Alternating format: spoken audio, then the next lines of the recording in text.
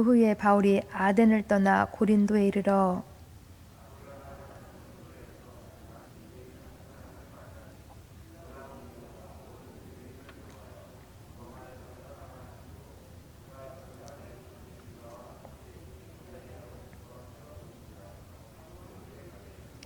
생업이 같으므로 함께 살며 일을 하니 그 생업은 천막을 만드는 것이더라.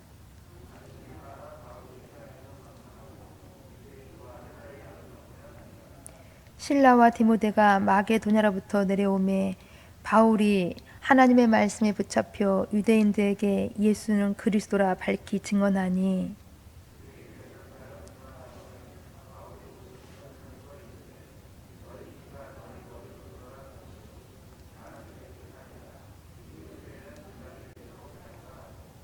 거기서 옮겨 하나님을 경외하는 디도 유스라 하는 사람의 집에 들어가니 그 집은 회당 옆이라.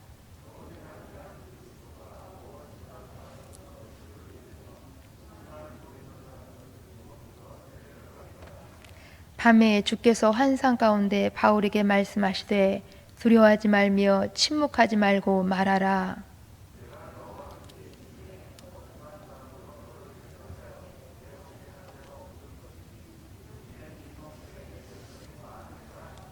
함께 보십니다. 1년 6개월을 머물며 그들 가운데서 하나님의 말씀을 가르치니라. 아멘.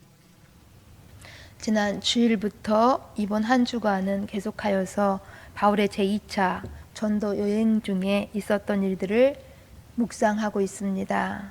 마게도냐 첫성 빌립보를 지나서 데살로니가 베레아를 거쳐서 어제는 아가야 지방의 아덴에서의 바울의 사역을 함께 살펴보았습니다. 그리고 오늘은 이제 아덴을 지나서 고린도에 이른 바울의 사역을 묵상해 보고자 합니다. 고린도라는 도시는 어제 묵상한 아덴에서, 여기 아테네에서 약 80km 떨어진 그리 멀지 않은 도시로 아가야 지방의 행정 수도였습니다. 그랬기에 무역과 상업의 중심 도시로 그리스도의 도시들 중에서도 가장 경제적으로 번영을 누렸던 매우 부유하고 그래서 사치스러웠던 그러한 도시였습니다. 또한 여기 고린도는 많은 신화와 전설 그리고 문명의 발상지인 그리스도답게 우상 숭배가 어마어마하게 많았고 철학 사상의 발달로 인본주의적인 사고가 지배적인 그러한 도시였습니다. 그리고 이 도시는 성적 타락도 극에 달하여서 고린도의 아프로디테 신전에서는 공개적으로 합법적으로 음행이 아무렇지도 않게 행해지고 있었습니다. 이렇게 인본주의, 물질 만능주의, 많은 우상 숭배와 음행이 판치는 그러한 고린도라는 도시에 하나님의 사람 사도 바울이 이곳에 들어가게 되었다라는 것입니다. 한번 생각해 보십시오. 이러한 곳에서 이렇게 인본주의 사상에 팽배한 사치스러운 또한 우상과 음행이 판치는 이러한 곳에서 이러한 많은 악조건이 있는 곳에서 복음 전도가 가능했을까요? 이러한 곳에서 하나님의 교회가 세워질 수 있었겠냐라는 것입니다. 아니 이러한 곳에서 이렇게 우상 숭배와 음행이 판치는 이러한 곳에서도 하나님께서는 구원하고자 하시는 하나님의 마음이 이곳에서도 있었겠냐라는 것입니다. 우리는 쉽게 예스라고 대답하기가 어렵습니다. 또한 지금 여기 고린도에서는 바울의 상태도 사실 좋지도 않았습니다. 왜냐하면 바울은 여기 고린도에 오기 전에 어제 보셨던 아테네에서 많은 철학자들과 한바탕 논쟁을 벌이고 난 다음에 여기에 왔기 때문입니다. 그렇게 자기 나름대로는 최선을 다했지만은 그러나 이곳 아테네에서는 결코 성과가 좋지가 못했습니다. 열매를 많이 자신의 생각대로 거두지 못했다라는 것입니다. 아덴에서 자신은 나름대로 최선을 다했는데도 불구하고 교회를 세우지 못했다는 것입니다. 더 나아가서 바울은 그랬기 때문에 자신의 그 높은 철학으로서는 자신의 그 어떤 말로서는 결국 철벽과도 같은 여기 그리스도인의 인본주의를 깨뜨릴 수 없음을 실감하고 있었다라는 것입니다. 그러니 지금 바울의 심령의 상태도 많이 다운되어 있었던 것입니다. 더군다나 여기 고린도에서의 바울은 매우 가난하여서 생계까지도 보장되어 있지 않은 그러한 상태였습니다. 그래서 3절 말씀을 보시면 천막을 만드는 일을 하면서 사역을 감당하고 있었음을 말씀해 주고 있습니다. 그리고 또한 6절을 보시면 여기 고린도에서도 계속하여 따라다니면서 바울을 괴롭혔던 또 다른 유대인들이 바울을 대적하며 비방했음을 말씀해 주고 있습니다. 이에 바울은 전에는 전혀 하지 않았던 말과 행동까지도 하고 있습니다. 6절 말씀 보시면 옷을 털면서 너희 피가 너희 머리로 돌아갈 것이요 나는 깨끗하니라 라고까지도 말하고 있습니다. 이 말은 나는 할 일 다 했다는 것입니다. 그러니 모든 책임을 이제 너희가 지라는 것입니다. 그리고 이제는 자기는 이방인에게로 가겠다고 선언하고 있는 것입니다. 이 말씀이 무슨 말씀입니까? 이것은 곧 바울이 자신을 대적하는 유대인들로 인하여서 많이 지금 마음이 속상하고 지금 많이 마음에 깊은 상처를 받고 있었다라는 것입니다. 그러니 이런 상태 속에서 고린도에서 계속 복음 전도가 가능했겠냐라는 것입니다. 이런 고린도에서 구원의 열매를 맺을 수 있겠냐라는 것입니다. 그러나 우리가 이미 알고 있는 것처럼 결론은 여기서도 복음은 전해졌고 여기서도 하나님의 교회는 세워졌습니다. 그것도 아주 크게 하나님의 교회가 세워졌습니다. 왜냐하면 바로 이런 고린도와 같은 이런 곳에서도 바울의 이러한 매우 안 좋은 상태 속에서도 하나님의 마음은 여전했기 때문입니다. 즉 하나님의 마음은 모든 환경과 상황을 초월하고 계셨다라는 것입니다. 우리 함께 10절 말씀을 같이 읽습니다. 우리 본문 10절 말씀, 내가 너와 함께 있음에 어떤 사람도 너를 대적하여 해롭게 할 자가 없을 것이니 이는 이 성중에 내 백성이 많음이라 하시더라. 아멘. 이 성중에 내 백성이 많음이라. 이 성중에, 이 고린도라는 우상과 음행이 판치는 이러한 도시에도 하나님이 찾으시는, 하나님이 구원하고자 하시는 하나님의 백성이 있다는 것입니다. 그것도 많이 있다라는 것입니다. 고린도는 음행의 도시, 우상의 도시인데 하나님께서는 이러한 도시에서도 살리시고 싶은 사람이 있다는 것입니다. 하나님께서는 이런 고린도도 멸망하지 않으시고 구원코자 하신다라는 것입니다. 바로 이것이 하나님의 마음이었던 것입니다. 그래서 하나님께서는 9절 말씀을 보시면 밤에 환상 가운데서 바울에게 말씀하십니다. 두려워하지 말며 침묵하지 말고 말하라. 두려워하지 말며 침묵하지 말고 말하라. 그러면서 또 말씀하시는 것이 내가 너와 함께 있어 너를 누구든지 해하지 못하도록 내가 너를 돕겠다라는 것입니다.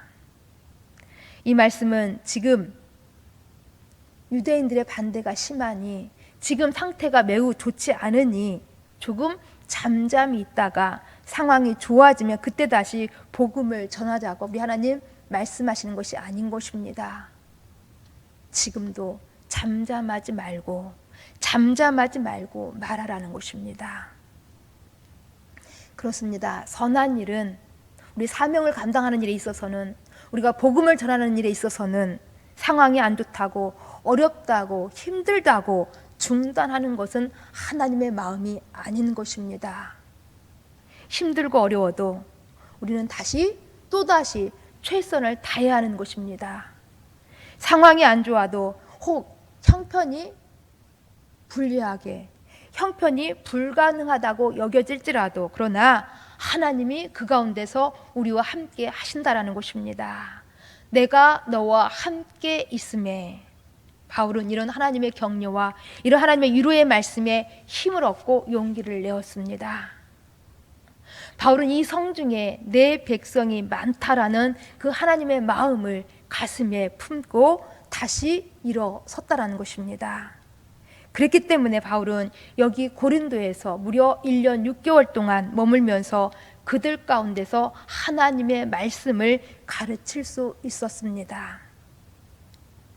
곧 여기 고린도는 유럽의 발칸 반도에서도 가장 오래 머물렀던 곳이 여기 바로 고린도였다라는 것입니다.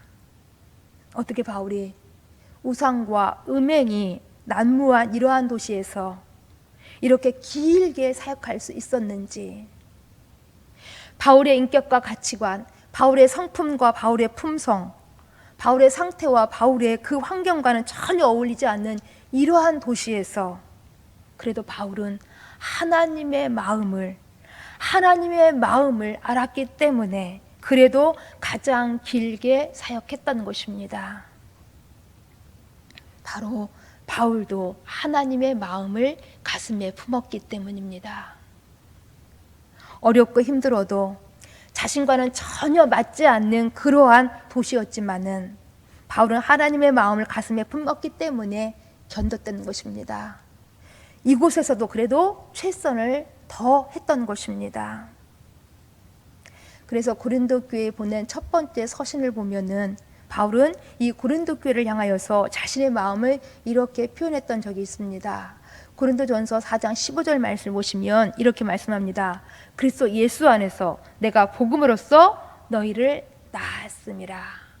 내가 해산하는 수고를 했다라는 것입니다. 곧 고린도는 자신의 마음으로, 하나님의 마음으로 눈물과 큰 수고로, 고통으로 낳은 자식이라는 것입니다.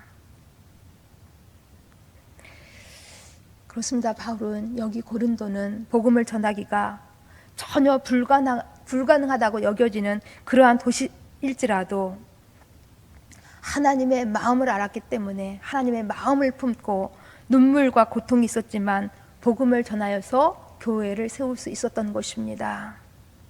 눈물을 흘리며 씨를 뿌려서 복음으로 고린도 교회를 세웠다는 것입니다. 바로 이것이 하나님의 마음 때문이었습니다. 하나님의 마음, 이 마음이 우리에게도 있어야 될 줄 압니다. 왜냐하면 사실 우리도 이런 하나님의 마음 때문에 멸망의 자리에서 우리가 구원을 받을 수가 있었고, 어둠에서 빛으로, 지옥에서 천국으로, 마귀의 백성에서 하나님의 백성으로, 영원한 죽음에서 영원한 생명으로 옮겨졌기 때문입니다. 우리 이 사실에 더욱 크게 감사하면서 우리도 하나님의 마음 함께 품어 나가실 수 있기를 간절히 바라겠습니다. 이 하나님의 마음이 우리가 어떤 상황에 있다 할지라도 계속 우리를 지키시고 계속 우리를 살게 하실 것이기 때문입니다. 물론 지금 우리는 코로나19라는 거대한 상황 속에서 모든 전도의 문이 막혀 있고 모든 복음을 전할 수 있는 그러한 기회들이 없는 것처럼 여겨집니다. 사실 우리 교회도 수요 전도를 하지 못하고 있는 것이 거의 10개월, 거의 1년이 돼가고 있습니다. 많은 선교사님들도 선교비 지원이 끊기고 상황이 어려워서 선교지에서 돌아오고 있다라는 그러한 소식을 듣고 있습니다. 그러나 분명한 것은 이러한 상황 속에서도 하나님의 마음은 여전하다라는 것입니다. 우리 함께 다시 한번 9절 10절 말씀을 함께 읽습니다. 우리 본문 9절 10절. 밤에 주께서 환상 가운데 바울에게 말씀하시되 두려워하지 말며 침묵하지 말고 말하라. 내가 너와 함께 있음에 어떤 사람도 너를 대적하여 해롭게 할 자가 없을 것이니 이는 이 성중에 내 백성이 많음이라 하시더라. 아멘. 바로 이것이 하나님의 말씀, 하나님의 마음인 것입니다. 함께 기도하십니다. 하나님 감사함을 드립니다. 예수 그리스도의 십자가로 말미암아 우리를 구원코자 하시는 것이 하나님의 마음이셨습니다. 이 하나님의 마음이 있으셨기 때문에 지금 저희들은 어둠에서 빛으로, 죽음에서 생명으로, 하나님의 자녀로 살아가고 있습니다. 하나님, 이 하나님 마음 때문에 저희들 어렵고 힘든 가운데서도 다시 힘을 낼 수가 있고, 이 하나님 마음 때문에 저희들 다시 하나님의 돌보심과 은혜 가운데 살아갈 수 있음을 믿고 더욱 주님께로 가까이 나아가게 되어집니다. 하나님, 늘 주님 앞에서 우리 주님의 음성 듣고 그 하나님의 마음을 우리 마음에도 품어서 더욱 견디게 하시고 더욱더 하나님의 은혜 가운데서 열매 맺는 삶 살아갈 수 있도록 도와주옵소서.